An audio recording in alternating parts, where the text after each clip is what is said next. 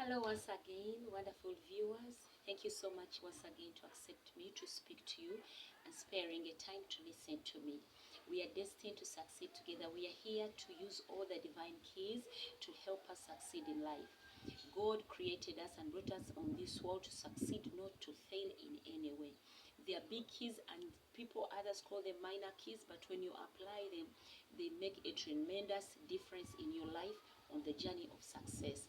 Now today I've come with a question. Are you a vessel of God or you are a vase of God? Are you a vessel of God or you are a vase of God? In most cases, we determine or we take ourselves to be vessels of God, but when in actual sense we are vessels. And how do we differentiate between the vase and the vessel? I will use two examples. Take an example of a vase. You put in a flower. The pots, like if you have a home and you love flowers like me, I love flowers and plants, we put them in vases. Those are vases. And the vessels, I used an example of a river. For example, a river Nile. I'm from Uganda, and there is the longest river in our country. It's called River Nile.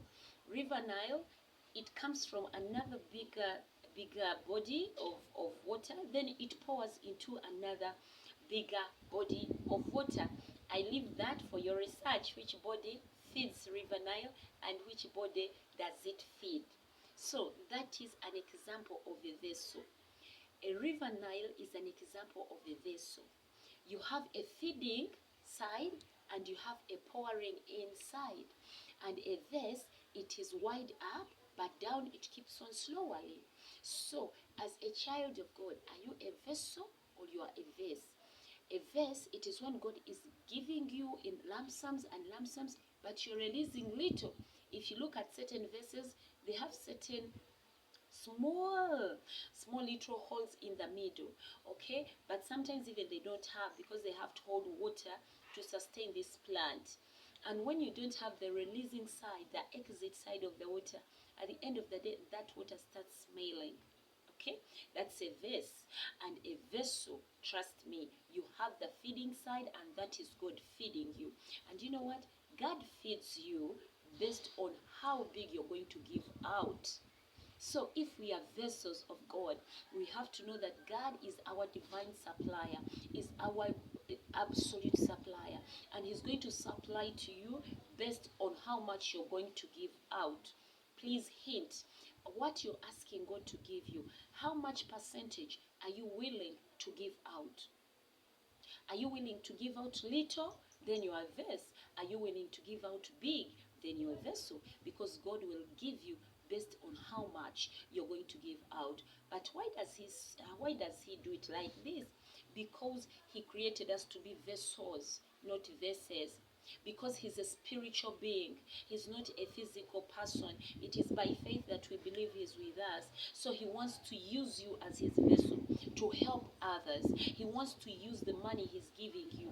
If really you're trustworthy and you're a person of integrity, God trusts wealth with those who are faithful, who are authentic, who are trustworthy, and who are willing to be His vessels for use.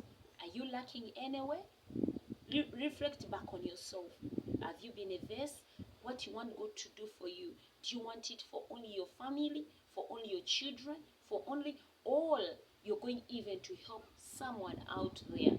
If really you're going to help someone out there, be confident that the prayer you're praying to God, He's going to answer it, because He created us to be His vessels for use. He wants to pour blessings in our lives so that we may give them out. He wants to give us finances so that we may help other people out, not only our bloodline, but even others, because they are all His children. So, are you a vase or you're a vessel? My desire and my request, please, I'll pray and request you, desire to be a vessel. When you are a vessel, you will not lack the benefits of being a vessel. God will sustain you. River Nile has never dried, and it will never dry, because it is always giving out. It gives out different surrounding rivers, different surrounding swamps, and keeps on moving, if you really desire to be a vessel and you ask God to make you his vessel, then he's going to trust you with his treasures. You will not miss, you will lack, because, and promise me that when you ask, be so sure that you're going to be a faithful vessel. Because if you're not faithful, he'll make you dry. You'll become a vase and he will stop feeding you, because you'll be full and will not have anywhere to put the rest.